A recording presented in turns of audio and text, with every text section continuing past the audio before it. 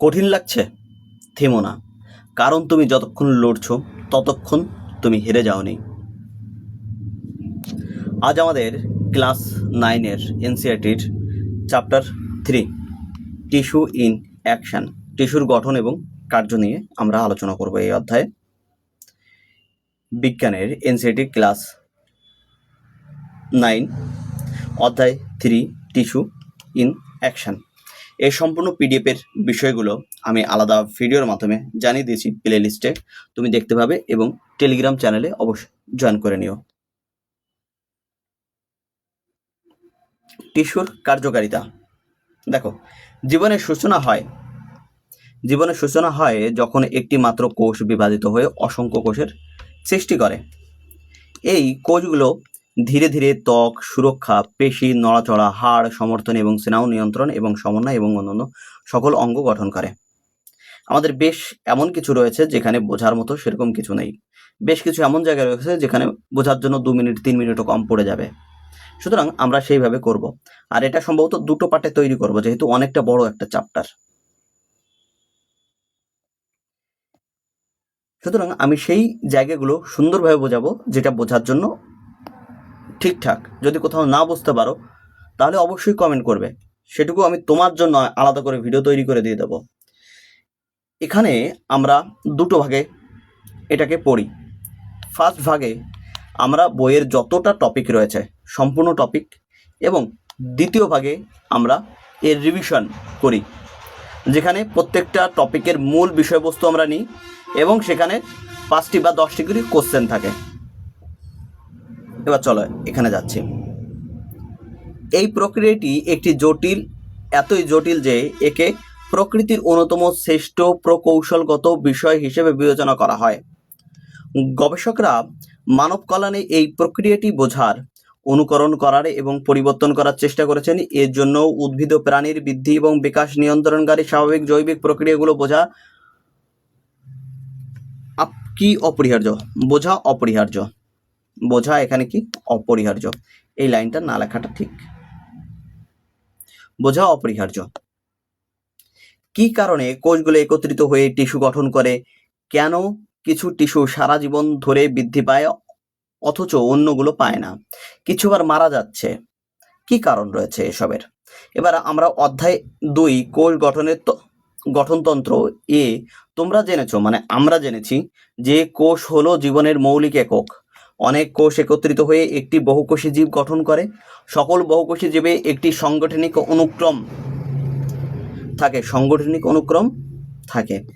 একই ধরনের কাজ করা সমজাতীয় কোষগুলো একত্রিত হয়ে টিস্যু গঠন করে। অর্থাৎ অনেকগুলো কোষ যখন একটি কাজ সম্পাদন করে একত্রিত হয়ে, তখন তাদেরকে কি বলি? টিস্যু বলি। একাধিক ধরনের টিস্যু অঙ্গ তৈরি করে, একাধিক ধরনের টিস্যু। হাতের মধ্যে দেখো তোমার কত ধরনের টিস্যু রয়েছে। এখানে যত ধরনের টিস্যু আছে, প্রাণী টিস্যু, উদ্ভিদ টিস্যু, সব তো আমরা জানবো। সামনে যাই, এখানে যত কম বলবো ততই ভালো। হয়তো কারো কাছে নতুন টপিকটা, কারো কাছে হয়তো পুরো একদম পড়া 1-2 বার হয়ে গেছে, তাহলে সে রিভিশন টপিকটা দেখো। এর বিভিন্ন অঙ্গ মিলে অঙ্গতন্ত্র গঠন করে এবং অঙ্গতন্ত্র মিলে একটি জীব গঠন করে। এককোষী জীব যেমন কি আছে? অ্যামিবা একটি মাত্র কোষ জীবের সব কাজ সম্পাদন করে। খাওয়া দাওয়া থেকে অর্থাৎ বজ্র পদার্থ এরপরে বের করে দিল, সমস্ত কাজ সেই এক কোষের মাধ্যমে হয়। উদ্ভিদ ও প্রাণীর মতো বহুকোষী জীবে কোষের বিভিন্ন গ্রুপ বিভিন্ন কাজ করে। টিস্যু হলো একগুচ্ছ কোষ যাদের গঠন একই রকমের। টিস্যু কি? একগুচ্ছ কোষ যাদের গঠন একই রকম, যা একটি নির্দিষ্ট কাজ সম্পাদন করার জন্য একসঙ্গে কাজ করে। বিভিন্ন ধরনের টিস্যুর ফলে শ্রম বিভাজন ঘটে, যা শরীরের কার্যকারিতা বৃদ্ধি করে এবং জটিল জীবন প্রক্রিয়াগুলো পরিচালনা করতে সক্ষম হয়। উদাহরণস্বরূপ প্রাণীর ক্ষেত্রে কোষ টিস্যু নড়াচড়ার সহায়তা করে এবং স্নায়ু টিস্যু কি করে? শরীরের বিভিন্ন অংশে বার্তা বহন করে। উদ্ভিদে পরিবহন টিস্যু যেমন জাইলেমের জল পরিবহন করা, আর ফ্লোয়েম কোথায়? সে জল এবং খনিজ লবণ পরিবহন করে, আর ফ্লোয়েম খাদ্য পরিবহন করে। এবার জাইলেমের ভাগ আর ফ্লোয়েমের ভাগ পরে আসবে, সেটা তখন দেখে নেব। এবার ভেবে দেখো কি কি দেয়া আছে। জীবন প্রক্রিয়া ও মানব কল্যাণ বোঝার জন্য কোষ এবং টিস্যু অধ্যয়ন কতটা তাৎপর্যপূর্ণ? দেখো এই ক্ষেত্রে যদি আমি বলি, কি বলছে, জীবন প্রক্রিয়া এবং মানব কল্যাণ বোঝার জন্য, জীবন প্রক্রিয়া এবং মানব কল্যাণ বোঝার জন্য, তাহলে এটার অধ্যয়ন তো কিন্তু গুরুত্বপূর্ণ। কারণ কি, কোথাও কেটে গেলে সেটা জুড়বে কি জুড়বে না, তার বৃত্তান্ত, যদি না জোড়ে তার সমস্যা কি, কি কি শরীরে রোগ আছে, সেগুলো আমরা কিন্তু অধ্যয়ন করতে পারি। অর্থাৎ আমার শরীরের মধ্যে কি হচ্ছে, কোন অঙ্গে অসুবিধা হচ্ছে, কলা টিস্যুর এই সমস্ত কাজ, বা কোন অঙ্গের কি হচ্ছে, কোন কলার কোন টিস্যুর কোন ডিএনএর অসুবিধা হচ্ছে, সেগুলো কি আমরা পর্যায়ক্রমে যত বেশি জানছি তত বেশি আমরা রোগগুলো ধরতে পারছি এবং কি হচ্ছে তার চিকিৎসা বের করতে পারছি। এইভাবে বলতে পারি। আর এক বলতে পারি, ধরো আমি ফার্স্ট জেনারেশনে পড়াশোনা করেছি, বা আমার বাবা মা পড়াশোনা করেছে একটুখানি, কিন্তু আমার ঠাকুরদাদা পড়াশোনা করেছে ওই পড়তে পারতো এরকম একটু অবস্থা, বাকি পড়াশোনা করেনি। তাহলে সেই ক্ষেত্রে বলবে কি, সে যদি কলা কোষ টিস্যু সম্বন্ধে জানতো না, তাহলে তার কি জীবন চলেনি? অবশ্যই চলেছে। কিন্তু জীবন প্রক্রিয়া এবং মানব কল্যাণ বোঝার জন্য কোষ এবং টিস্যুর অধ্যয়ন একটা গুরুত্বপূর্ণ ভূমিকা রাখে, যে কারণে আমরা এই অধ্যায়গুলো পড়ছি। এবার উদ্ভিদ ও প্রাণীর টিস্যু কিভাবে ভিন্ন এবং কেন? কিভাবে ভিন্ন এবং কেন আমরা এর আগের অধ্যায়ে পড়েছি। উদ্ভিদীয় কোষের তোমার কি আছে, কোষ প্রাচীর আছে, কিন্তু প্রাণী কোষের কি নেই, কোষ প্রাচীর নেই, কিন্তু কোষ পর্দা দুটোর ক্ষেত্রেই আছে। এবার কি হচ্ছে, উদ্ভিদ কোষের ওই কোষ প্রাচীর এর দৃঢ়তা প্রদান করে, প্রাণী কোষের দৃঢ়তা প্রদান করে না, মানে কোষ প্রাচীর তো নেই, দৃঢ়তা প্রদান করে না, এই কারণে নমনীয় এবং চলাচল করতে সক্ষম। এই ধরনের বিভিন্ন কাজ তো আমরা দেখতে পাচ্ছি। এবার বহুকোষী জীবের বিভিন্ন সাংগঠনিক স্তরে শ্রম বিভাজন কিভাবে তাদের গঠন এবং কাজের সাথে সম্পর্কিত? শ্রম বিভাজন কিভাবে তাদের কাজের সাথে সম্পর্কিত? দেখো আঙুলের যে কোষগুলো তাদের কাজ আলাদা, পায়ের যে কোষগুলো তাদের কোষ আলাদা। এবার পেটের মধ্যে বিভিন্ন অঙ্গ প্রত্যঙ্গ এবং তাদের যে কোষগুলো তাদের প্রত্যেকের কাজ আলাদা আলাদা। বোঝা কি যাচ্ছে কিছু একটু? উদ্ভিদ প্রাণী টিস্যু কেন ভিন্ন? কেন ভিন্ন বলো, কেন ভিন্ন? অধ্যায় 2 এর কোষ জীবনের গঠনতন্ত্র এ আমরা উদ্ভিদ প্রাণী কোষের তুলনা করেছি এবং তাদের প্রধান পার্থক্যগুলো জেনেছি। অধিকাংশ উদ্ভিদ একটি স্থানে স্থির থাকে এবং প্রাণীদের মতো এক জায়গা থেকে অন্য জায়গায় চলাচল করে না। তাদের শক্ত এবং সোজা থাকার জন্য সমর্থনের প্রয়োজন। উদ্ভিদ কোষের এই দৃঢ় কোষ প্রাচীর থাকে যা তাদের দৃঢ়তা এবং শক্তি প্রদান করে। কি থাকে? কোষ প্রাচীর থাকে যা কি করে? দৃঢ়তা প্রদান করে। এবার দেখো সাধারণভাবে প্রাণীরা নড়াচড়া করতে পারে, যদিও কিছু যেমন স্পঞ্জ, নিশ্চল, কি আছে স্পঞ্জ, একটা সাম সাস অ্যাজ স্পঞ্জ, আরেকটা কি অলদো সাম সাস অ্যাজ স্পঞ্জ আর ইমোবেল। তাহলে কি আছে? নিশ্চল। ও ইমোবেল মানে নিশ্চল, মানে তারা নড়াচড়া করতে পারে না, এই নিশ্চল মানে কোনো প্রাণী নয়, ঠিক আছে? এটি দৃঢ় কোষ প্রাচীর না থাকায় প্রাণী কোষগুলো সহজেই তাদের আকার পরিবর্তন করতে পারে। প্রাণী কোষগুলো কি করতে পারে? তাদের সহজে আকার পরিবর্তনে এই কোষীয় নমনীয়তা অর্থাৎ ফ্লেক্সিবিলিটি শেষ পর্যন্ত তাদের শরীরের চলাচলের জন্য উপযোগী করে তোলে। এবার কি আছে? উদ্ভিদ ও প্রাণীর মধ্যে আরেকটি প্রধান পার্থক্য হলো তাদের পুষ্টির ধরন। পুষ্টির ধরন কি হয়? প্রাণীদের এমন টিস্যু থাকে যা তাদের বিভিন্ন উৎস থেকে প্রাপ্ত খাদ্য হজম করতে সাহায্য করে। অন্যদিকে উদ্ভিদের এমন টিস্যু থাকে যা সৌরশক্তি ব্যবহার করে সালোক সংশ্লেষণ মাধ্যমে খাদ্য উৎপাদন তৈরি করতে সাহায্য করে। তাহলে সংশ্লেষণ করতে কোন অঙ্গাণু সাহায্য করে সেগুলো দেখো। শরীরের বিভিন্ন অংশে খাদ্য ও জল পরিবহনের জন্য উদ্ভিদ ও প্রাণীর আলাদা আলাদা টিস্যু রয়েছে। যেমন উদ্ভিদ প্রাণীর বৃদ্ধির বিভিন্ন ভিন্নতা দেখা যায়। কি বলছো? উদ্ভিদ ও প্রাণীর বৃদ্ধির ধরনের ভিন্নতা দেখা যায়, কারণ বৃদ্ধির জন্য দায়ী টিস্যুগুলো গঠন এবং কাজের পার্থক্য রয়েছে। এই অধ্যায়ে আমরা জানবো কিভাবে উদ্ভিদ ও প্রাণীর টিস্যুর গঠন তাদের নির্দিষ্ট কাজের সাথে সম্পর্কিত। তাদের কাজগুলো নিয়ে আলোচনা করব। দেখি এবার কি কি আছে। উদ্ভিদের বৃদ্ধির জন্য যে টিস্যুগুলো রয়েছে, আমরা নিশ্চয়ই খেয়াল করেছি যে একটি ছোট চারা গাছ বেড়ে বড় গাছে পরিণত হয়, মূল মাটির গভীরে প্রবেশ করে, কাণ্ড সময়ের সাথে সাথে মোটা হয় এবং চারপাশে প্রাণীদের খাওয়ার পর ঘাস আবার বেড়ে ওঠে। দেখো গরুতে ঘাস খেলো, অথবা দেখা গেল আমি মাঠে গিয়ে কোনো একটা জায়গার ঘাস কেটে ফেললাম, কোনো একটা গাছের ডাল, উপরের ডাল কেটে ফেলেছি, মগ ডাল কেটে ফেলেছি, তারপরে তার পায়ে দিয়ে আবার হচ্ছে ডালপালা হচ্ছে, তোমার বাড়ির আশেপাশে যদি ঘাস থাকে বা দুব্ব থাকে, সে ধরো অনেকে তো পুজো করে, তারা দেখবে যে দুব্বরে যে উপরের মাথাটা নিয়ে আসে, কিন্তু দেখবে তার সাইড দিয়ে আবার একইভাবে শাখা পোশাখা তৈরি হচ্ছে। কেন হচ্ছে এইগুলো? উদ্ভিদে বিভিন্নভাবে বৃদ্ধি পায়, এগুলো কেন হয়? এবার দেখো, দৈর্ঘ্যের বৃদ্ধি, কাণ্ডের উচ্চতা এবং মূলের গভীরতা এগুলো করে। প্রস্থের বৃদ্ধি, কাণ্ডের পুরুত্ব বাড়ায়। আর ডালপাটা কাটার পর, প্রাণীদের খাওয়ার পর পুনরায় আবার বৃদ্ধি পাচ্ছে। কেন এগুলো হচ্ছে? এগুলোর জন্য তো কিছু কারণ রয়েছে, কিছু কোষ দায়ী এর জন্য। দেখি এবার, এই বৃদ্ধির জন্য সক্রিয়ভাবে বিভাজিত হওয়া কোষের প্রয়োজন, যা একত্রে একটি টিস্যু গঠন করে, যাকে কি বলা হয়? ভাজক টিস্যু। যাকে কি বলা হয়? ভাজক টিস্যু বা মেরিসমেটিক টিস্যু বলা হয়। তাকে কি বলা হয়? মেরিসমেটিক টিস্যু বলা হয়। চলো বিভিন্ন ধরনের ভাজক টিস্যু সম্পর্কে আলোচনা করি। এবার একটা প্রথমে আগে উদ্ভিদের কিভাবে বৃদ্ধি পায় সেটার একটা পরীক্ষা, মেরিসমেটিক টিস্যুর একটা পরীক্ষা নেওয়া হলো। এই যে দুটো জার নেওয়া হয়েছে, এখানে আমি আর পড়ছি না, দুটোই পেঁয়াজ নেওয়া হয়েছে। পেঁয়াজ নেওয়ার পরে কি করা হলো, 4-5 দিন পরে ধরো এখান থেকে এটার ক্ষেত্রে আমি কেটে দিলাম, কিন্তু এটার কাটা হয়নি। এবার ধীরে ধীরে এর দেখা গেল বাড়তে রয়েছে, কিন্তু এর মাথা থেকে একটুখানি কেটে দিয়েছি, হালকা একটু কেটে দিয়েছি, আর কি হলো? বৃদ্ধি পেল না। এবার কি হলো? কেন বৃদ্ধি পেল না? দেখো কি বলছে, বৃদ্ধির জন্য সক্রিয়ভাবে বিভাজিত হওয়া কোষের প্রয়োজন, যা একত্রে একটি টিস্যু গঠন করে, যাকে কি বলে? ভাজক টিস্যু বা মেরিসমেটিক টিস্যু বলা হয়। চলো বিভিন্ন ধরনের ভাজক টিস্যু সম্বন্ধে জানি।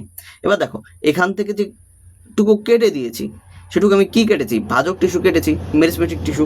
তাহলে মেরিসমেটিক টিস্যু যে বিভাজিত হয়ে বড় হচ্ছে, সেটা যদি কেটে দিই, তারপরে তো সে আর বিভাজিত হবে না, তাহলে সে আর সামনের দিকে এগোলো না, এ বিভাজিত হচ্ছে এবং সামনের দিকে এগিয়ে যাচ্ছে। এই তার মূল কারণ। এবার 1 দিন, 2 দিন, 3 দিন, 4 দিন, 5 দিন, এইভাবে 7 দিন পর্যন্ত পর্যবেক্ষণ করলাম, দরকার 50 দিন পর্যন্ত পর্যবেক্ষণ করো, কোনো অসুবিধা নেই, করতেই পারো। এবার একদিন পরে দেখলাম কি, এবার পর্যবেক্ষণে যার এ মূলগুলোর দৈর্ঘ্য বৃদ্ধি পেয়েছে, যার এর মূলগুলো কি হয়েছে? বৃদ্ধি পেয়েছে। আর অগ্রভাগ কাটার পর যার বি এর মূলগুলো বৃদ্ধি বন্ধ হয়ে যায়। এটি প্রমাণ করে যে মূলগুলো শুধুমাত্র তাদের অগ্রভাগ থেকে বৃদ্ধি পায়। তাই অগ্রভাগগুলোতে এমন কোষ থাকে যা ক্রমাগত বিভাজিত হয়। তাহলে এখানে কি আছে? বিভাজন কোষ রয়েছে। এবার দেখি অধ্যায় 2-তে জীবনের গঠনতন্ত্র এবং পেঁয়াজের মূলের অগ্রভাগের মাইটোসিস পর্যবেক্ষণের কথা আমাদের মনে আছে, মনে হয় একটুখানি হলেও মনে আছে।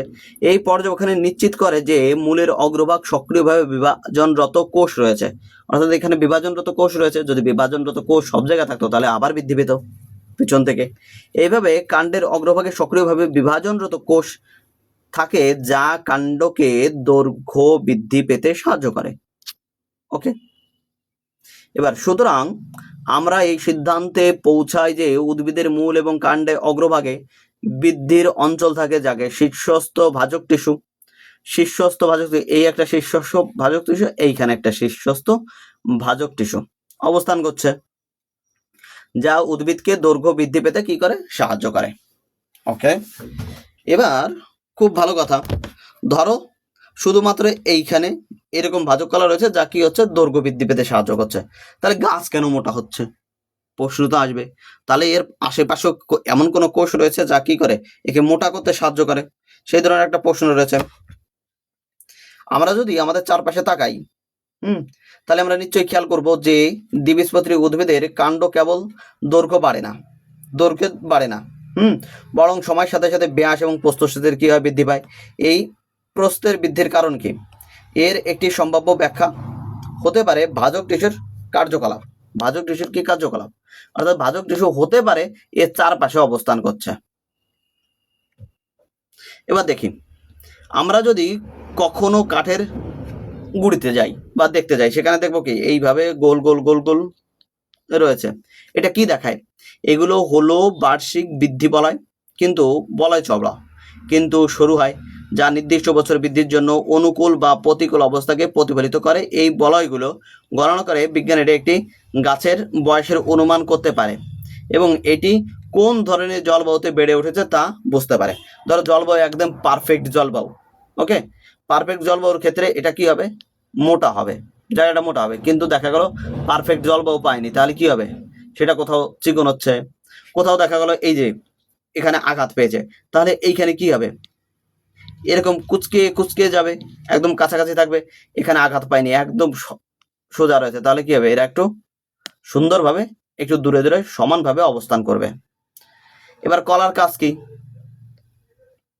কলার আর কি, কলার কাজ এই কলা সেই কলা না, এই কলা হলো গাছ প্রাণীর বা উদ্ভিদ কোষের যে ছোট ছোট একদম ক্ষুদ্র কণা, তাই তো। কাণ্ডের একটি বলয়ে সাজানো, কি বলছে, কাণ্ডের একটি বলয়ে সাজানো সক্রিয়ভাবে বিভাজনরত কোষে উপস্থিত এর কারণে পরিধির বৃদ্ধি পায়। পরিধির কি হয়? বৃদ্ধি পায়। কি হচ্ছে দেখো তো, এই কোষগুলো বিভাজিত হয় এবং ভিতর ও বাইরে এক কেন্দ্রিক পদ্ধতিতে নতুন কোষ তৈরি করে, যার ফলে কাণ্ডের কি হয়? ব্যাস বৃদ্ধি পায়। এবার এই ভাজক কলাকে কি বলা হয়? পার্শ্বস্থ ভাজক কলা, lateral meristem, lateral meristem, lateral meristem কি বলা হয়? লেটারাল মেরিস্টেম বলা হয়। এবার কি আছে? বিজ্ঞানীর সাথে পরিচয়, একজন বিজ্ঞানীর সাথে পরিচয় করি, দেখি কি আছে। বিজিএল স্বামী ছিলেন একজন বিখ্যাত ভারতীয় উদ্ভিদ বিজ্ঞানী, যিনি উদ্ভিদের অঙ্গ সংস্থান এবং শরীর স্থানের ক্ষেত্রে তার অবদানের জন্য পরিচিত। তার লেখা বই হাসুরু ইন্নু, কান্নার ভাষায়, কোন ভাষায়? হাসুরু, হাসুরু হুন্নু, হুন্নু হুন্নু হাসুরু হুন্নু, কান্নার ভাষায় একটি জনপ্রিয় বই। এটি বিজ্ঞান, ব্যঙ্গ এবং সংস্কৃতির এক অপূর্ব সংমিশ্রণ। বইটি পশ্চিমঘাট পর্বতমালা, কোথা থেকে? পশ্চিমঘাট পর্বতমালার বনের উদ্ভব বিষয়ক ভ্রমণের বর্ণনা দেয় এবং এটি উদ্ভিদের বিবরণ, ব্যবহার, সংস্করণ পদ্ধতির, উদ্ভিদ তাত্ত্বিক লোককথায় এবং পৌরাণিক কাহিনীর এক ভাণ্ডার। বইটি 1978 সালে কেন্দ্র সাহিত্য একাডেমি পুরস্কার, কোন পুরস্কার? কেন্দ্র সাহিত্য একাডেমি পুরস্কার লাভ করে। রিভিশনের সময় এই টপিকের উপর 2-3টে আমরা প্রশ্ন দেখব। কোথা থেকে কোন পর্যন্ত? পশ্চিমঘাট পর্বতমালা থেকে। কি কি আছে? বিজ্ঞান, ব্যঙ্গ, সংস্কৃতি, এগুলো রয়েছে। বিবরণ, ব্যবহার, সংস্কৃতি, কত সালে রিয়া পায়? এত সালে। এবং কেন্দ্র সাহিত্য একাডেমি পুরস্কার। ওকে, এবার দেখো, বইয়ের নাম কি? বিজ্ঞানীর নাম কি? কোন ভাষায়? কন্নড় ভাষায়। এতগুলো জায়গা থেকে প্রশ্ন হতে পারে। এবার নিবেশিত ভাজক কলা কি জিনিস? নিবেশিত ভাজক কলা ইন্টারক্যালারি মেরিস্টেম, ইন্টারক্যালারি মেরিস্টেম বা নিবেশিত ভাজক কলা। এবার একটা বিষয় তোমাদের বলে রাখি, যদিও কখনো কখনো মনে হতে পারে যে দাঁত ভাঙা ইংরেজি মনে হয়, এই অদ্ভুত বাংলা শব্দ, এইগুলো কি? দেখো, অদ্ভুত বাংলা শব্দ এরকম যদি মনে হয়, তাও তোমার মনে রাখতে হবে। যদি দাঁত ভাঙা ইংরেজি এরকমও যদি মনে হয়, তাহলে ম্যাক্সিমাম চেষ্টা করবে 90% তো মনে রাখার, যে এর নামটা কি। আমরা জেনেছি যে মূল এবং কাণ্ডের অগ্রভাগ ভাজক কলা উপস্থিত থাকে। একটি কচি কাণ্ডের অগ্রভাগ কেটে ফেললে উদ্ভিদের বৃদ্ধি কি হবে বলে আপনি মনে করেন? দেখো, হবে বলে মনে করার কি আছে? গাছ তো কাটার পরে তার পাশে থেকে এরকম ছোট ছোট ছোট ছোট ডাল তৈরি হয়, সেগুলো তো দেখেছি। এবার কাণ্ডের দৈর্ঘ্য বৃদ্ধির বন্ধ হয়ে যায়, কিন্তু কাণ্ডের পর্ব থেকে, মানে নোটস থেকে নতুন শাখা বের হয়, এটা আমরা দেখেছি। এবার নিবেশিত ভাজক কলা ইন্টারক্যালারি মেরিস্টেম পর্ব মধ্যে গোড়া এবং পর্ব ঠিক উপরে অবস্থিত। পর্ব হলো উদ্ভিদের কাণ্ড, সেই বিন্দু যেখান থেকে শাখা বা পাতা বের হয়। এই যে পর্ব হলো কোনটা? যেখান থেকে শাখা বা পাতা কি হয়? বের হয়, সেটাকে কি বলা হয়? পর্ব বলা হয়। নিবেশিত ভাজক কলা কাটার পর উদ্ভিদের কিভাবে বৃদ্ধি পায় দেখি। দুটি পর্বের মধ্যবর্তী কাণ্ডের অংশকে কি বলা হয়? পর্ব মধ্য বলা হয়।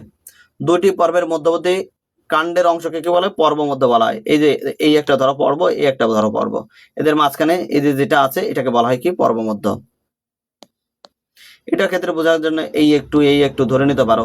আবার এইখান থেকে এই একটা পর্ব, এই একটা নোট। ওকে,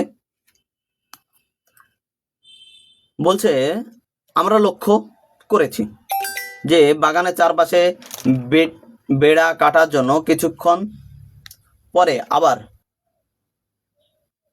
ফ্যাটম্যানের পিডিএফ। ওকে, একজন কমেন্ট করলো, পরে দেখা যাবে কি বলছে। নোটিফিকেশন সব অফ করে রাখি। ওকে, কিছুক্ষণ পরে আবার নতুন শাখা দেখা দেয়, যা বেড়াকে একটি ঝোপালো রূপ দেয়। ঘাস কাটার এবং বা প্রাণীদের চড়ানোর কিছু সময় পরেও ঘাস আবার দেখা দেয়। কাণ্ডের পর্বের নিবেশিত ভাজক কলার উপস্থিতির কারণে এমনটি ঘটে।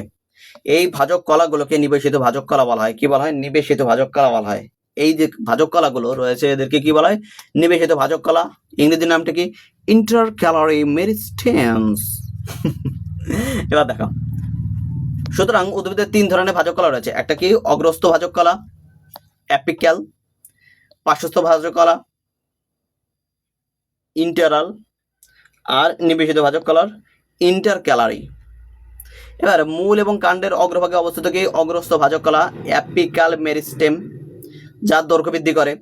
কাণ্ডের পরিধি বরাবর অবস্থিত পার্শ্ব ভাজক কলা, ইন্টারাল মেরিস্টেম, পরিধি বা বেদ বৃদ্ধি করে।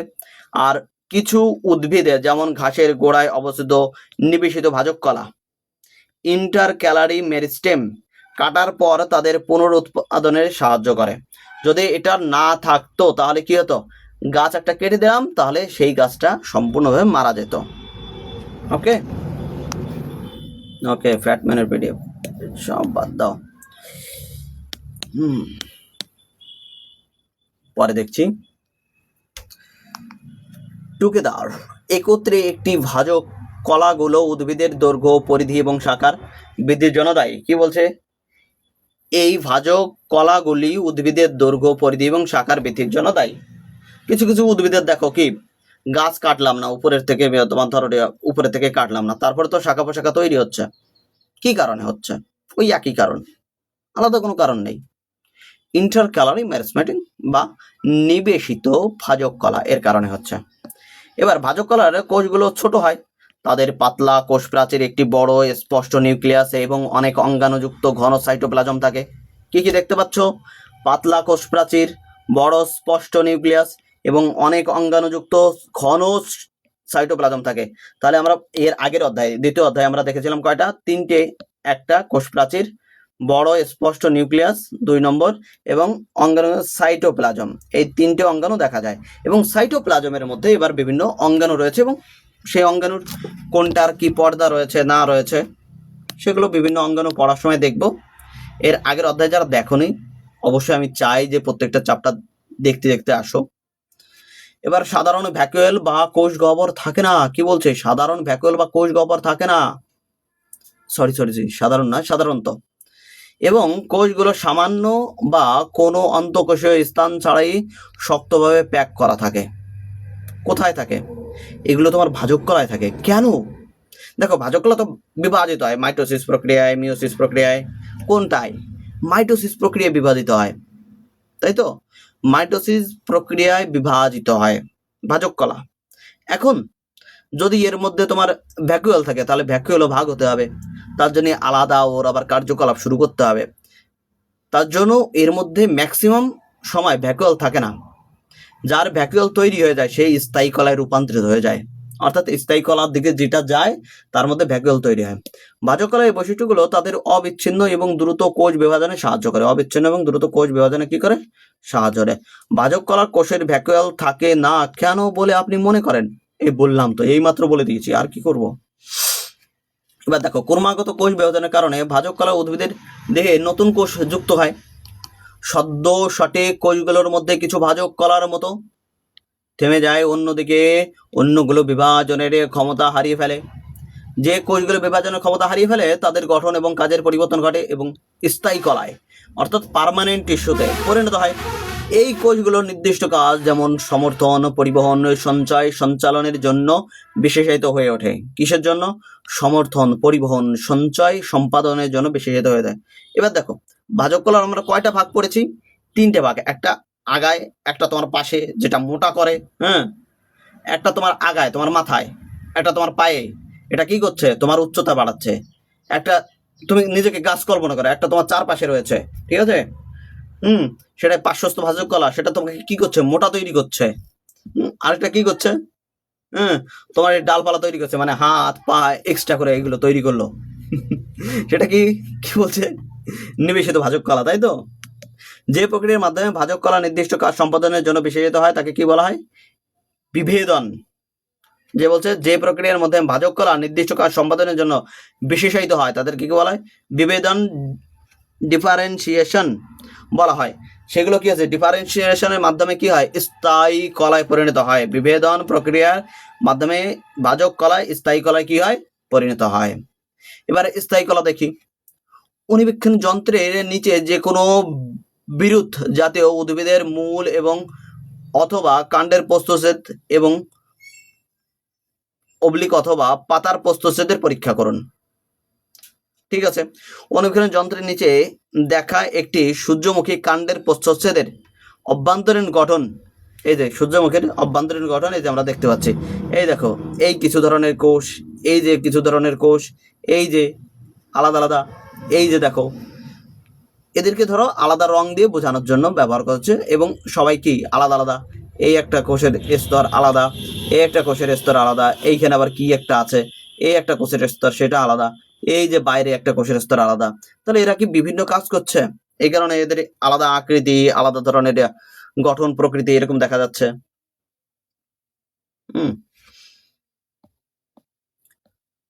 আমরা কি পর্যবেক্ষণ করলাম এই চিত্রের মধ্যে? সব কোষের আকার এবং আকৃতি কি একই রকম? না, একটু আলাদা আছে। আমরা কতগুলো ভিন্ন ধরনের কলা শনাক্ত করতে পারবো? দেখো, বিভিন্ন কোষের জন্য, বিভিন্ন উদ্ভিদের জন্য বিভিন্ন রকমের। আমরা তাদের মধ্যে কি কি পার্থক্য লক্ষ্য করেছি? কি কি পার্থক্য লক্ষ্য করেছি? আপাতত কোষের আকৃতি এই নিয়ে দেখতে পাচ্ছি, আর তোমার এই যে বিভিন্ন ধরনের গঠন, বিভিন্ন স্তর, সেগুলো আমরা লক্ষ্য করেছি। এর বাইরে তো বিভিন্ন ধরনের কোষ এবং কলার উপস্থিতির কারণ কি হতে পারে? কি হতে পারে? বিভিন্ন ধরনের কোষ এবং কলার উপস্থিতির কারণ কি হতে পারে? কি হতে পারে? আপনি দেখতে পাচ্ছেন যে সূর্যমুখী কাণ্ডের প্রচ্ছদ, বিভিন্ন কোষের গুচ্ছ উপস্থিত রয়েছে এবং প্রতিটি কলা একটি নির্দিষ্ট কাজ সম্পাদনের জন্য বিশেষায়িত। এগুলো হলো স্থায়ী কলা। এদেরকে কি বলা হয়? স্থায়ী কলা বলা হয়। এবার দেখি, স্থায়ী কলা সরল, শুধুমাত্র এক ধরনের কোষ দিয়ে গঠিত, বা জটিল, একাধিক ধরনের কোষ দিয়ে গঠিত। কি বলছে? স্থায়ী কলা সরল, সরল সরল হতে পারে বা জটিল হতে পারে। কি বলছে? সরল শুধুমাত্র এক ধরনের কোষ দিয়ে গঠিত, বা জটিল একাধিক কোষ দিয়ে গঠিত। নিচে দেওয়া পয়েন্টগুলোর উপর ভিত্তি করে ওই যদি আমাদের চিত্রটা ছিল, তাদের কলাগুলোর ধরনগুলো পর্যবেক্ষণ করা হলো। এবার রক্ষী কলা, এপিডার্মিস বা বহিস্তক, বাইরের যে স্তর থাকে তাদের কি বলা হয়? রক্ষী কলা। Protective tissue, epidermis, epidermis. যান্ত্রিক আঘাত, জলের ক্ষতি, কি বলছে? জলের ক্ষতি, ক্ষতিকারক অণুজীব এবং চরম পরিবেশের অবস্থা থেকে কি করে? উদ্ভিদকে রক্ষা করে। এপিডার্মিস বা বহিস্তক উদ্ভিদ দেহের সবচেয়ে কোথায় থাকে? বাইরের আবহাওয়া থেকে যদি রক্ষা করতে হয় তাহলে বাইরেই থাকতে হবে, এরকম নয় আমি ঘরের মধ্যে বসে থাকলাম আর ওই বাইরে থেকে কারা আসছে না আসছে তাদেরকে আমি প্রতিরোধ করছি। অর্থাৎ বাইরে কিছু একটা থাকবে, যেটা বাইরে আছে সেটাই কি হচ্ছে? এপিডার্মিস বা বহিস্তক। এটি চ্যাপ্টায় এবং আয়তাকার কোষের একটি শক্তভাবে প্যাক করা একক স্তর নিয়ে গঠিত। এটি উদ্ভিদের সমস্ত অংশকে রক্ষা করে। এই কোষগুলো কিউটিন নামক মোমের মতো একটি স্তর দিয়ে আবৃত থাকে, যাকে কিউটিকল বলা হয়। যাকে কি বলা হয়? কিউটিকল বলা হয়। যাকে কি বলা হয়? কিউটিকল বলা হয়। অত্যন্ত শুষ্ক আবাস স্তরে বসবাসকারী কিছু উদ্ভিদের পত্ররন্ধ্রের মধ্যে বাষ্পমোচন প্রক্রিয়া জলের ক্ষতি কমানোর জন্য বহিস্তক কিউটিকলের একটি পুরু স্তর দ্বারা আবৃত থাকতে পারে। কিউটিকল যান্ত্রিক আঘাত এবং পরজীবীর আক্রমণ থেকে সুরক্ষা প্রদান করে। কিউটিকল কি করে? যান্ত্রিক আঘাত এবং পরজীবীর আক্রমণ থেকে সুরক্ষা প্রদান করে। এবার অনেক উদ্ভিদের অ্যাপিডার্মাল কোষ থেকে চুলের মতো অভিক্ষেপ বা রোম বের হয়। কি বলছে? এপিডার্মাল কোষ থেকে চুলের মতো অভিক্ষেপ বা রোম, রোম মানে চুলের মতো যে একটা রোম বের হয়। মূলের এই অভিক্ষেপগুলোকে মূলরোম কি বলা হয়? মূলের এই অভিক্ষেপগুলোকে মূলরোম বলা হয়, যা মাটি থেকে জল এবং খনিজ লবণ শোষণের জন্য পৃষ্ঠতলের ক্ষেত্রফল বৃদ্ধি করে। কি করে? পৃষ্ঠতলের ক্ষেত্রফল বৃদ্ধি করে। এবার রক্ষী কলা, এপিডার্মিক বা বহিস্তকের কি কি আছে? আরো কিছু আছে কি? পাতার এপিডার্মিসে পত্ররন্ধ্র নামক ছিদ্র থাকে। কি থাকে? পত্ররন্ধ্র নামক ছিদ্র থাকে। স্টোমাটা। পত্ররন্ধ্র স্টোমাটা, যা গ্যাসের আদান প্রদান ছাড়াও বাষ্পমোচনে সাহায্য করে। কি করে? গ্যাসের আদান প্রদান তো করে, তার সঙ্গে কি করে? বাষ্পমোচনে সাহায্য করে। অর্থাৎ প্রচ্ছেদনের মাধ্যমে বাষ্পীভবন ঘটায়। প্রচ্ছেদনের মাধ্যমে কি ঘটায়? বাষ্পীভবন ঘটায়। এবার দেখো, এইভাবে বাষ্পমোচনে জাইলেমের একটি ট্রান্সপিরেশন পুল তৈরি করে জল পরিবহনে সাহায্য করে। ট্রান্সপিরেশন পুল তৈরি করে মানে বাষ্পমোচন তৈরি হলো, অর্থাৎ জল বাইরে চলে গেল। এবার জল তো উপরে আবার লাগবে, তাহলে নিচের থেকে যে জলটা আছে সেটা আবার উপরে গেল, এই নিচের জলটা উপরে গেল, এই নিচের জলটা উপরে গেল, এবার এই নিচের জলটা উপরে গেল। এবার শিকড়ের কাছে জল নেই, শিকড় কি করলো? এই বাইরের যে জলটা রয়েছে অন্য প্রকৃতিতে, অর্থাৎ বেশিরভাগ উদ্ভিদ তো মাটিতেই জন্মায়, তাহলে মাটিতে জল রয়েছে সেই জলটা কি করলো? জল এবং খনিজ পদার্থ সেটা চুষে নিল। এবার দেখো, বাষ্পমোচনের উদ্ভিদ দেহ থেকে বজ্র পদার্থ দূর করতে সাহায্য করে। কি করে? বাষ্পমোচন উদ্ভিদ দেহ থেকে বজ্র পদার্থ দূর করতে সাহায্য করে। এবার সহায়ক কলা, সরল স্থায়ী কলা মানে সিম্পল পার্মানেন্ট টিস্যু। উদ্ভিদকে খাড়া রাখে কে? উদ্ভিদকে খাড়া রাখে কে? মানে উদ্ভিদকে দাঁড় করিয়ে কে রাখে? একটি একটি তাজা ডাল বাঁকানো যায়, কিন্তু একটি শুকনো ডাল ভেঙে যায় কেন? প্রশ্ন। বলো একটা তাজা ডাল, সেটাকে আমি যদি চাই সেটাকে আমি বাঁকাতে পারি, কিন্তু একটা শুকনো ডাল সেটাকে বাঁকাতে চাইলে মট করে ভেঙে গেল, কেন হচ্ছে? বীজের আবরণ শক্ত হয় কেন এবং জলজ উদ্ভিদ কিভাবে ভাসে? জলজ উদ্ভিদ কিভাবে ভাসে? খুব সমস্যা তো, দেখি কি আছে। এই কাজগুলো সহায়ক কলা অর্থাৎ সাপোর্টিং টিস্যু দ্বারা পরিচালিত হয়। 3 ধরনের সহায়ক কলা বা স্থায়ী কলা রয়েছে। কয় ধরনের? 3 ধরনের। 1 নম্বর কি? Parenchyma, chlorenchyma, sclerenchyma. Parenchyma, chlorenchyma, sclerenchyma. Parenchyma আরেকবার দেখো, প্যারেনকাইমা তাহলে সিম্পল। আরেকবার দেখো, 3 ধরনের সহায়ক কলা বা সরল স্থায়ী কলা রয়েছে। সাপোর্টিং টিস্যু কয় ধরনের রয়েছে? 3 ধরনের, প্যারেনকাইমা, কোলেনকাইমা, স্ক্লেরেনকাইমা। এখান থেকে তো প্রশ্ন আসবে। এদের প্রতিটির গঠন ভিন্নতা রয়েছে এবং এরা সহায়ক কাজ সম্পাদন করে। কি কাজ সম্পাদন করে দেখি? সবেও মানে আজকে যেটুকু করব তার অর্ধেকে পৌঁছেছি। প্যারেনকাইমা পাতা প্রাচীর যুক্ত সজীব কই দিয়ে তৈরি হয়? পাতলা প্রাচীর যুক্ত কি হয়? সজীব কই দিয়ে তৈরি হয়। এই কোষগুলো অন্তঃকোষীয় স্থান সহ ঢিলে ঢালা প্যাক করা থাকে। অন্তঃকোষীয় স্থান সহ কি থাকে? ঢিলে ঢালা প্যাক করা থাকে। প্যারেনকাইমা প্রধানত খাদ্য সঞ্চয় করে, কিন্তু উদ্ভিদের সবুজ অংশ সালোকসংশ্লেষ সম্পূর্ণ করে। যে অংশ সবুজ সেটা কি করে? সালোকসংশ্লেষ সম্পূর্ণ করো। তাহলে সালোকসংশ্লেষ সম্পূর্ণ করার জন্য তার মধ্যে কি থাকতে হবে? ক্লোরিন থাকতে হবে। ক্লোরিন থাকলে ক্লোরিন না, ক্লোরোফিল থাকতে হবে। ক্লোরোফিল মানে ক্লোরেনকাইমা। দেখো এটার নাম কি? কোলেনকাইমা, কিন্তু কোলেনকাইমা। প্যারেনকাইমা আর কোলেনকাইমা না, ক্লোরেনকাইমা। কি বললাম? তাদেরকে বলা হয় ক্লোরেনকাইমা। ক্লোরোফিল থাকে, তার জন্য তার নাম হলো ক্লোরেনকাইমা। এবার দেখো আরেকটা দেখো, জলজ উদ্ভিদের বিশেষায়িত প্যারেনকাইমা বায়ু প্রকোষ্ঠ গঠন করে, মানে কি এয়ার থাকে যা তাদের ভাসতে সাহায্য করে। বাতাস থেকে মানে এয়ার থেকে, এয়ারেনকাইমা। তার নাম কি? এয়ারেনকাইমা। তাহলে কোন ধরনের কোষ ভাসে যদি নাম হয় এয়ারেনকাইমা? প্যারেনকাইমা তো ভাসেই। এই যে কি আছে?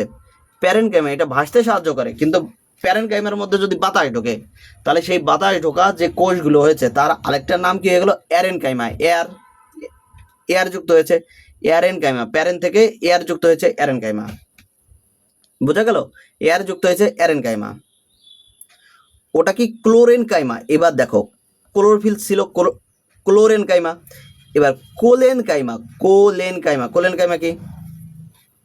কোলেনকাইমা সজীব কোষ দিয়ে গঠিত, যার কোষগুলো পেকটিন একটি রাসায়নিক যা রবারের মতো নমনীয়তা দেয়। জমা হওয়ার কারণে অসমভাবে পুরু হয়। জমা হওয়ার কারণে কি হচ্ছে? অসমভাবে পুরু হচ্ছে। এই যে অসমভাবে পুরু হচ্ছে, এই কলা সমর্থন এবং নমনীয়তা প্রদান করে, যার ফলে কাণ্ড এবং আকর্ষীর মতো উদ্ভিদের অংশ না ভেঙে কি হয়? বাঁকে। রাবার রয়েছে, রাবার কি হচ্ছে? তোমার কাছে যদি রাবার থাকে একটু এদিক ওদিকে এই করে দেখো, নড়িয়ে দেখো কি হচ্ছে, সেটা বেঁকে যাচ্ছে, ভেঙে তো যাচ্ছে না সহজে। এবার যদি আমি একদম 90 ডিগ্রি, 95 ডিগ্রি, 100 ডিগ্রি পর্যন্ত বাঁকাতে চাই, তা তো মট করে ভেঙে যাবে। আমি মোটামুটি 10 ডিগ্রি 15 ডিগ্রির কথা বলছি, সে পর্যন্ত বাঁকানো তো খুব সহজ। এবার দেখো স্ক্লেন কাইমা, স্ক্লেন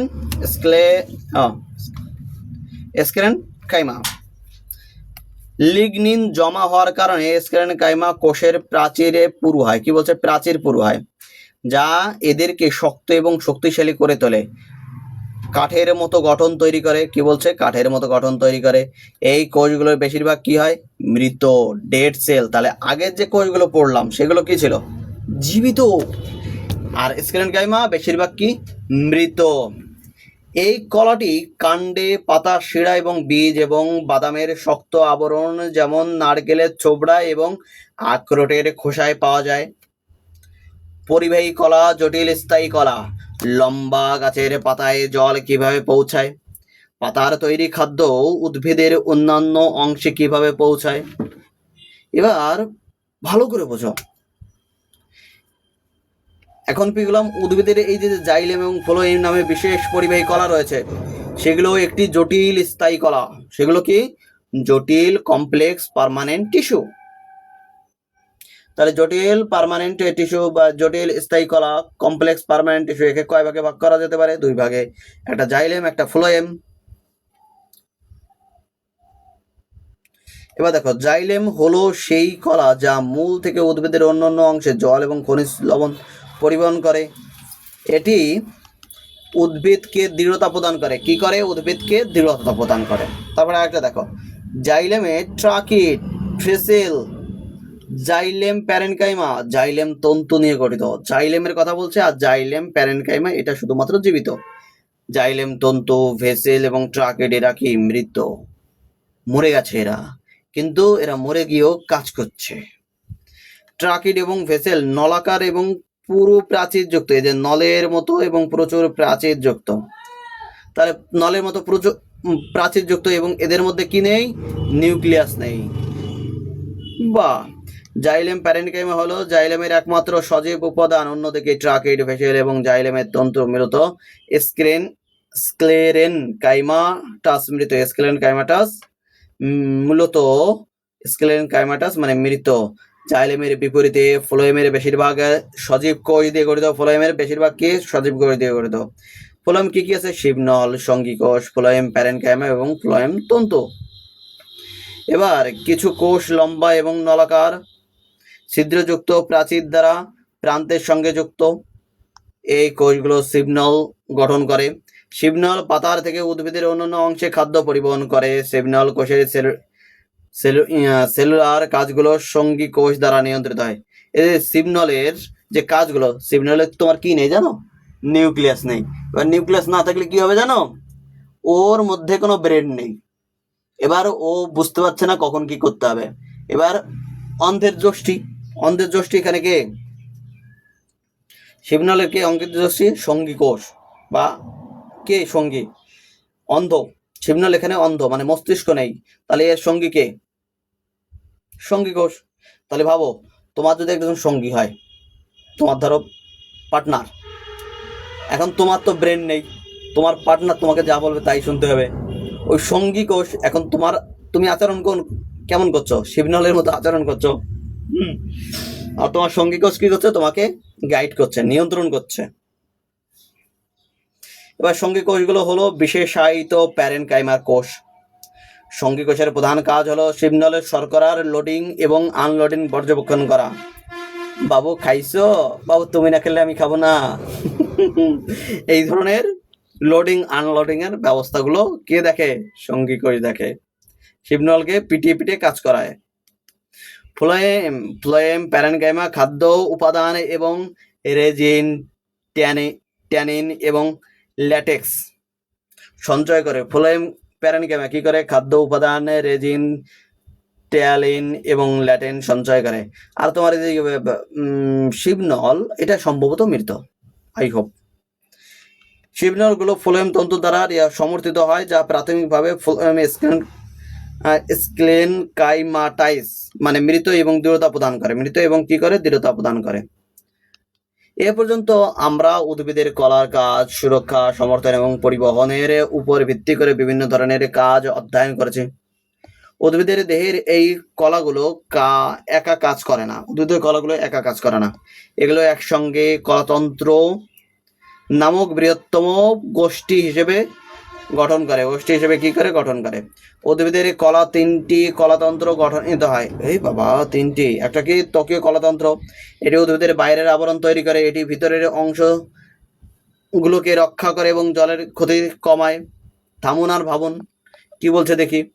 আমরা হয়তো লক্ষ্য করেছি যে নারকেলের ছোবড়ার তন্তু শক্ত এবং ভঙ্গুর, অথচ ধনে পাতার বোটা নরম এবং নমনীয়। এর কারণ খুঁজে বের করুন, বের করতে বলছে। এখন দেখো, দেখেছি তো, এবার নারকেলের খোসায় কি থাকে, স্ক্লেনকাইমা থাকে, এই কারণে এগুলো শক্ত হয়। এবার ধনে পাতায় কি থাকে, দেখো ধনে পাতা, তুমি আর ধনে পাতা বা যে ধনে পাতার যে ডগা রয়েছে, বোটা রয়েছে, এগুলো তো তোমার বৃদ্ধি পাচ্ছে। বৃদ্ধি পাচ্ছে মানে বৃদ্ধি পাওয়ার জন্য কয় ধরনের কল আছে, দুই ধরনের কল আছে। একটা তোমার এক ধরনের, দুই ধরনের, হ্যাঁ, একটা তোমার বৃদ্ধি ভাজক কলা রয়েছে, তাই তো, তার পার্শ্বস্থ ভাজক কলা রয়েছে, তারপরে নিবেশিত ভাজক কলা রয়েছে, এতগুলো ভাজক কলা রয়েছে উদ্ভিদ কলায়। ও তারপরে আরেকটা জিনিস হতে পারে, তোমার কি ওটার নাম নাম নাম নাম নিয়ে, কোলেনকাইমা, কোলেনকাইমা থাকতে পারে। ভালো করে ভাবো তো, কোলেনকাইমা কি করে, নমনীয়তা প্রদান করে। তাহলে ভাজক কলা আর কোলেনকাইমা, ঠিক আছে, কোলেনকাইমা, কোলোরেনকাইমা না কিন্তু, কোলেনকাইমা। এবার গ্রাউন্ড এবং ভ্যাসকুলার। গ্রাউন্ড কি, টিস্যুতন্ত্র, এটি ত্বকীয় এবং পরিবাহী কলার মধ্যে উদ্ভিদের মূল দেহ গঠন করে। এর মধ্যে প্যারেনকাইমা, কোলেনকাইমা, স্ক্লেনকাইমা অন্তর্ভুক্ত। ভ্যাকুয়ালের টিস্যু তন্ত্র, এটি পরিবাহীর কলা দিয়ে গঠিত, জাইলেম এবং ফ্লোয়েম। থামু আর ভাবুন, কি আছে। আপনি কেন মনে করেন যে এপিডার্মিস এর বাইরের প্রাচীরে একটি পুরো কিউটিকল মরুভূমিতে বসবাসকারী উদ্ভিদের জন্য সুবিধাজনক, কিন্তু জলের নিচে বসবাসকারী উদ্ভিদের জন্য অসুবিধাজনক? এখানে কি বলছে, আপনি কেন মনে করেন? আমি যদি এখানে বলি আমি মনে করি না, এসব কিছু আমি মনেই করি না, কিন্তু তোমাকে তো মনে করতে হবে, তোমাকে তো পড়তে হবে, তোমাকে এই জিনিসটা শিখতে হবে। তার জন্য কি করতে হবে, ব্যাপারটা ভালো করে বুঝতে হবে। দেখো, এপিডার্মিসের বাইরে কি হচ্ছে, পুরো কিউটিকল যদি থাকে, কিউটিকল থাকলেও কোথায়, মরুভূমি অঞ্চলে, মরুভূমি অঞ্চলে কিউটিকল থাকলে কি করে, ও তোমার বাষ্পমোচন রোধ করে, অর্থাৎ ভিতরে জল বাইরে যেতে বাধা দেয়।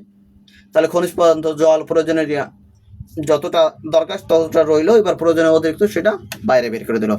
এবার ধরে নাও জলের মধ্যে কোনো উদ্ভিদ রয়েছে, এবার জলের মধ্যে উদ্ভিদ, ওর তো জলের অভাব নেই, এবার ওর যদি কিউটিকল দেয়া থাকে, তাহলে ওর যে প্রয়োজনীয় উপাদান দরকার হবে, খনিজ পদার্থ দরকার হবে, সেগুলো ও তো আর তুলতে পারবে না, কারণ কি, ওর কাছে পর্যাপ্ত পরিমাণে জল আছে, জল তো আর বের করতে পারছে না, সেখানেও অসুবিধা হয়ে যাবে। এবার 3 নম্বরে দেখো নিচে, একবার উদ্ভিদের শিকড় দ্বারা জল শোষিত হলে সেটি জাইলেম এর মাধ্যমে অভিকোষের বিরুদ্ধে ভ্রমণ করতে হয়। জল চলাচলে অব্যাহত রাখতে জাইলেমের মৃত কোষগুলো কিভাবে উপরে পাতার থাকা জীবিত কোষগুলোর সাথে একসাথে কাজ করে। দেখো, জীবিত কোষ থেকে এই যে জল তোমার বেরিয়ে গেল, তারপরে এখান থেকে কি হলো, নিচের জল উপরে গেল, আবার নিচের জল কি হলো, উপরে গেল, আবার এই নিচের জল উপরে গেল। হ্যাঁ, এবার তো শিবনলে যে জলটা ছিল সেটা আবার ওইখানে চলে গেল, আবার তোমার এই শিকড় থেকে জলটা চলে গেল, বুঝে গেছে, এই কাজ। এবার আপনি কি মনে করেন যে কাণ্ড ও পাতার এপিডার্মিসে যদি কোনো স্টোমাটা না থাকে তবে কি ঘটে? হ্যাঁ, স্টোমাটা না থাকলে কি হবে, ওই যে গ্যাসের আদান প্রদান হচ্ছিল, তারপরে জল যে বাইরে যেতে দিচ্ছিল, হ্যাঁ, সেগুলো আর ঘটবে না। তাহলে গ্যাসের যদি আদান প্রদান না হয়, তাহলে উদ্ভিদ কি করে খাদ্য তৈরি করবে, কৌড়ো বেটা।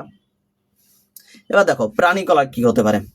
উদ্ভিদের মতো প্রাণী কোষগুলো একসাথে দলবদ্ধ হয় এবং বিভিন্ন কাজ সম্পাদনের বিশেষায়িত হয়। সমগোত্রীয় কোষের এই গোষ্ঠীগুলো প্রাণী কলার গঠন করে, আসুন কয়েকটি সহজ কার্যকলাপ সম্পাদন করি প্রাণী কলার। এবার দেখো, এটা একটু দেখো, আমি একটু প্রাণী কলার মনে পড়েছে, আমার কলাগুলোকে একটু সিক্ত করি জল খেয়ে।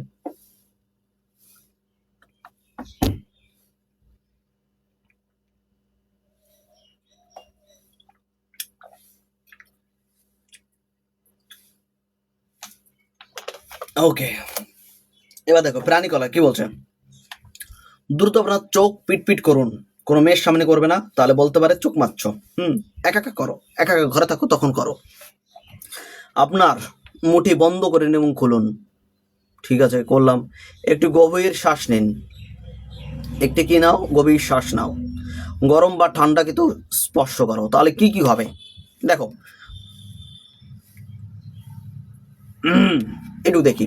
এখন ভাবুন, কোনো কলা আপনাকে নড়াচড়া করতে সাহায্য করে, কোনো কলা আপনাকে তাপ এবং স্পর্শ অনুভব করতে সক্ষম করে, কোনো কলা রক্তের অক্সিজেনে প্রবেশ করতে দেয়, কোনো কলা শরীরকে এক স্থানে ধরে রাখতে যাতে ত্বক খসে না পড়ে।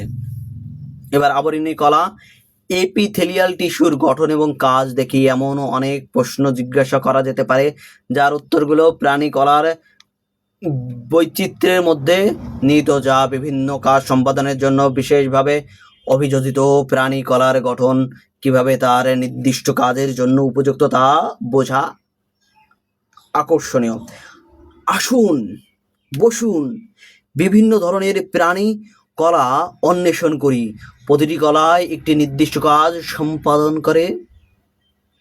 আবরণী কলা শরীরের বাইরের আবরণ ত্বক গঠন করে, মুখ, ফুসফুস এবং রক্তনালী এবং অন্ত্রের মতো অভ্যন্তরীণ অঙ্গগুলোর আস্তরণ তৈরি করে। এটি খুব সামান্য ফাঁকা স্থান সহ কোণিকভাবে প্যাক করা কোষ দ্বারা গঠিত। এই গঠন জীবাণুর প্রবেশের রোধ করে এবং কি করে, this structure prevent the entry of the germs and reduce, কি রিডিউস করে তা জানি না। প্লিয়া এবং গুহ মুখার্জি কি বলছে, বিজ্ঞানীর সাথে পরিচয় করাচ্ছে। তার আগে যদি এখানে দেখি, ওকে ঠিক আছে, পরিচয়টা করে নিই। শিপ্রা গুহ মুখার্জি, শিপ্রা গুহ মুখার্জি এসসি মহেশ্বরী তার সহযোগিতায় উদ্ভিদ কলা পালনের ক্ষেত্রে একটি যুগান্তকারী আবিষ্কার করেছিলেন। তাদের গবেষণায় নিয়ন্ত্রিত পরীক্ষায় পরিস্থিতিতে একটি কৃত্রিম পুষ্টির মাধ্যমে ব্যবহার করে পরাগধানী পালনের মাধ্যমে একটি সম্পূর্ণ উদ্ভিদের বিকাশের দিকে পরিচালিত করে। এই অগ্রণী কাজ ফসল উন্নয়নের ব্যাপকভাবে সহায়তা রয়েছে এবং আধুনিক কৃষিতে উল্লেখযোগ্য অগ্রগতি এনেছে। চলো তারপর একটু দেখি, আরো গভীরে প্রবেশ করছি। কি বলছে, অল্প বয়স্ক উদ্ভিদের বাইরের প্রতিরক্ষামূলক স্তরটি একটি একস্তরমূলক এপিডার্মিস। উদ্ভিদের বয়স বাড়ার সাথে সাথে কাণ্ডের এপিডার্মিসের নিচে কিছু কোষ বিভাজিত হওয়ার ক্ষমতা বিকাশ করে, পার্শ্বীয় ভাজক কলা হিসেবে কাজ করে এবং কার্মিয়াম গঠন করে। ক্যাম্বিয়াম কোষের বিভাজন কোষের জন্ম দেয়। কি কোষের জন্ম দেয়? কোষের জন্ম দেয়। কোষগুলো মৃত, নিবেশিত, সাজানো এবং এতে এমন একটি পদার্থ থাকে যা তাদের জল এবং গ্যাসের প্রতি অভেদ্য তৈরি করে। এটি গাছের ছাল গঠন করে। এবার কলা কালচারের কার্যসমূহ দেখি একবার। জলের ক্ষতি এবং পদার্থের, আমার যা মনে হচ্ছে এখানে 2-3টে পেজ এদিক থেকে ওদিক হয়েছে, বুঝতে পারলে। জলের ক্ষতি এবং পর্দার শোষণ, ক্ষরণ এবং চলাচলের সহায়তা করে। এটা তোমার প্রাণী কোষের কথা বলছে। বিভিন্ন কোষের আবরণী কলা কাঠামোগতভাবে বিভিন্ন কাজ সম্পাদন করে, অবিভাজিত হয়। এবার আবরণী কলা গঠন এবং কাজ কিভাবে সম্পাদিত করে তা বুঝতে নিজের চিত্রটি 3.11 সেগুলো আমরা ভালোভাবে চেক করব। দেখো, তরল এবং গ্যাসের যে দ্রুত ব্যাপনে সাহায্য করে সেটা কি বলে? বিনিময়। সেটাকে কি বলে? বিনিময়। পাতলা চ্যাপ্টা কোষের এক স্তর থাকে। এবার রক্তনালী এবং ফুসফুসের কলার আবরণ। এবার সুরক্ষা, অন্তর্নিহিত কলাগুলোকে যান্ত্রিক আঘাত, ঘর্ষণ এবং জীবাণুর প্রবেশ থেকে রক্ষা করে। কোষের অনেক স্তর, বাইরের কোষগুলো চ্যাপ্টা এবং শক্তভাবে প্যাক করা থাকে। ত্বক, মুখ এবং খাদ্যনালী। এরপরে কি আছে? ক্ষরণের মধ্যে কি আছে? শ্লেষ্মা, উৎসেচক, হরমোন, ঘাম, লালার উৎপাদন এবং ক্ষরণ, এগুলো সব ক্ষরণ। পদার্থের তৈরি এবং নিষ্কাশনের জন্য বিশেষায়িত কোষ গণকাকারে এবং স্তম্ভকারে হতে পারে, যেমন লালা গ্রন্থি, গর্মগ্রন্থি এবং পাকস্থলীর আস্তরণ। সংবেদনশীলতা কাজ, যেমন গন্ধ, স্বাদ, শব্দ এবং ভারসাম্য, এগুলো নিয়ন্ত্রণের জন্য বেশ কিছু কোষ থাকে। সিলিয়ার মতো চুলের বিশিষ্ট বিশেষিত গ্রাহক কোষ রয়েছে, নাসারন্ধ্র, স্বাদ কোষকা এবং অভ্যন্তরীণ কান। এবারে শোষকের পুষ্টি, জল ইত্যাদি কার্যকারী তার গ্রহণ, সেগুলো কি করে, দৈর্ঘ্য স্তম্ভের মতো কোষের একক স্তর, প্রায় চুলের মতো গঠনযুক্ত ক্ষুদ্রান্তের আস্তরণ, এরকম বিভিন্ন কোষের বিভিন্ন জায়গায় অবস্থান করে। এখানে দেখো 4 ধরনের কোষ দেওয়া আছে, কোন ধরনের কোষ কোথায় অবস্থান করে সেগুলো দেখি পরে। এবার দেখো আমাদের শরীরে বিভিন্ন অংশ কিভাবে সংযুক্ত থাকে। আপনি পড়েছেন যে রক্ত, ব্লাড, পুষ্টি, গ্যাস, হরমোন ইত্যাদি পরিবহনের মাধ্যমে শরীরের বিভিন্ন অংশে সংযুক্ত থাকে। এইভাবে হাড়, মাথা থেকে পা পর্যন্ত শরীরে সংযুক্ত থাকে এবং সমর্থন করে। একটি কলা যা অন্যান্য কলাকে সংযুক্ত করে এবং সমর্থন করে তাকে যোগ কলা বা কালেকটিভ টিস্যু বলা হয়। রক্ত এবং হাড় উভয়ই যোগ কলা। রক্ত এবং হাড় কি হয়? উভয়ই যোগ কলা। যদিও উভয় যোগ কলা, তাদের গঠন এবং ঘনত্বের ভিন্নতা রয়েছে। রক্ত তরল, যেখানে হাড় কি কঠিন। এই পার্থক্যের কারণ হলো ধাত্র বা ম্যাট্রিক্স, যা রক্তের জলীয়, নরম এবং জেলির মতো কিছু হাড়ে শক্ত এবং কঠিনতা, দৃঢ়তা প্রদান করে। ওকে, এবার দেখো আসুন আরো ভালোভাবে বুঝি। এর প্রথম কলামে দেওয়া দৈনন্দিন জীবনের অভিজ্ঞতা সমূহ স্মরণ করো। আপনার খাতায় আপনার পর্যবেক্ষণ এবং প্রশ্নগুলোর নিখুঁত করো। এর পর্যবেক্ষণগুলোর সাথে আপনার পর্যবেক্ষণগুলো তুলনা করো। দেখো, যখন আপনার ত্বকে একটু কেটে যায়, কেটে গেলে কি হচ্ছে? কাটা জায়গা থেকে লাল রক্ত বের হয়। কিছুক্ষণ পর রক্ত আবার কি হয়? জমা বাঁধে। কিসের জন্য? অনুচক্রিয়ার কারণে, তাই তো? অনুচক্রি ওগুলো না, সে তো রক্তকণিকা অনুচক্রিকা স্বেচ্ছার অনুচক্রিকা না। হ্যাঁ, কি কারণে রক্ত জমাট বাঁধছে? যখন আপনার ত্বকে সংক্রমণ হয়, আপনার ত্বকে যখন সংক্রমণ হচ্ছে তখন জায়গাটা কি হয়? লাল হয় এবং সংক্রমণে সামান্য ফুলে যায় এবং আপনার জ্বর হতে পারে। যখন আপনি ব্যায়াম করেন বা দৌড়ান, আপনি দ্রুত শ্বাস নেন, আপনার মুখ লাল হয়ে যেতে পারে। কেন এমনটা হয়? এর পেছনে বেশ কিছু কারণ তো রয়েছে। এবার উপরে যে উল্লেখিত দৈনন্দিন অভিজ্ঞতা রয়েছে তার প্রশ্নের উত্তর দেখি। রক্তে লাল হওয়ার কারণ হলো হিমোগ্লোবিন, লোহিত রক্তকণিকাতে থাকা একটি লোহা সমৃদ্ধ প্রোটিন। আরবিসির প্রায় 4 মাস বেঁচে থাকে, অর্থাৎ 120 দিন, এবং নিয়মিত প্রতিস্থাপিত হয়। আরবিসির মধ্যে কি নিউক্লিয়াস থাকে? না। কেন থাকে না? না থাকার সুবিধাটি কি? বেশি পরিমাণে অক্সিজেন বহন করতে পারে। অনুচক্রিকার আঘাতে স্থানের রক্ত জমাট বাঁধতে সাহায্য করে। ব্যায়াম বা দৌড়ানোর সময় পেশিগুলোর আরও অক্সিজেনের প্রয়োজন হয়, তাই শ্বাস প্রশ্বাস দ্রুত হয় এবং রক্ত প্রবাহ বৃদ্ধি পায়। মুখ লাল দেখায়। এবার দেখো, শ্বেত রক্তকণিকায় সংক্রামিত স্থানে জমা হয়, যা ফলে পুষ তৈরি হয় এবং প্রদাহ দেখা যায়। লাল ভাব এবং ফোলা ভাব সৃষ্টি করে এবং সংক্রমিত স্থানে সম্ভাব্য পুষ তৈরি হয়। কেন হয়? এবার দেখো বিভিন্ন রকমের যোগ কলা। এখানে কি আছে? ডাব্লিউবিসি, আরবিসি, অনুচক্রিকা। রক্তের উপাদানের মধ্যে কি আছে? 3টে উপাদান রয়েছে। একটা 55% তোমার প্লাজমা, আর 45% গঠিত যে উপাদান, এই যে উপাদানগুলো রয়েছে এইগুলো।